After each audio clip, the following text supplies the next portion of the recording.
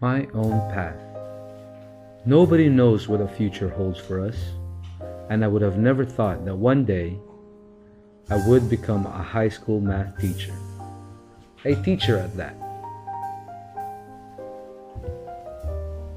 My path to being a teacher is atypical, a long and winding road full of twists, stops, turns, dips, and climbs.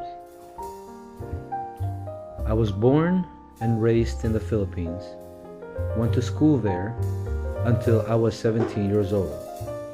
And growing up, I never would have imagined that I would someday become a high school math teacher. Growing up as a young kid, I always looked up to my father for being my hero.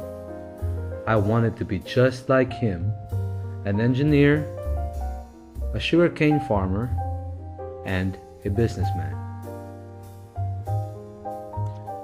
Teaching was never in my thought, for I had but one attribute of a teacher. I was impatient. I did not like to follow instructions and rules, and I always questioned authority. But deep down inside, I always knew I cared about others. And when political and social changes happened in the Philippines, my family decided to migrate to the United States. And my life's path completely changed. While in the Philippines, I just assumed that I would take over my father's business after finishing any degree that I want. But then God had a different idea for me. After moving to a big city like Houston, I had to readjust, which surprisingly was easy for me. By then, teaching was still out of the picture. After all of my family, there has only been one teacher, and she only taught for 1 year and went on to become a successful businesswoman. It was difficult for me to imagine becoming a teacher when everyone in the family is either a lawyer, accountant, doctors, engineers, and some sort of business-oriented career. But then again, I was always against the norm. And for a while there, I was giving in to my family's norm. I majored in computer information systems with a minor in finance. I worked in this field, but I was miserable. I hated it, and I felt so trapped like a bird in a cage.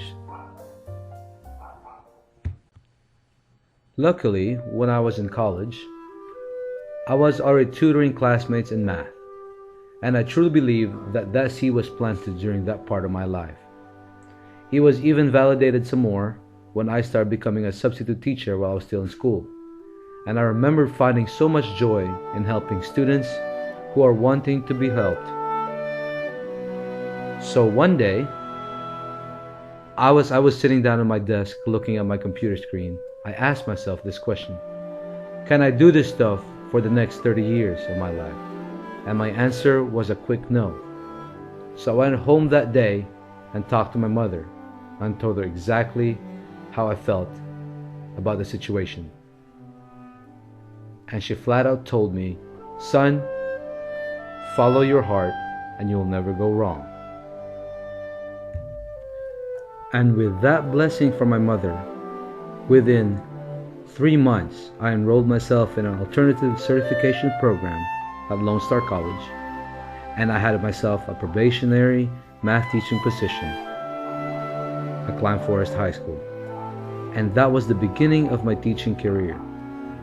Last Friday, I just got awarded my 10 years of service pin from Klein ISD. In that stretch of time, I wonder at times how many lives I have touched, and how many lives of those that I touched changed others.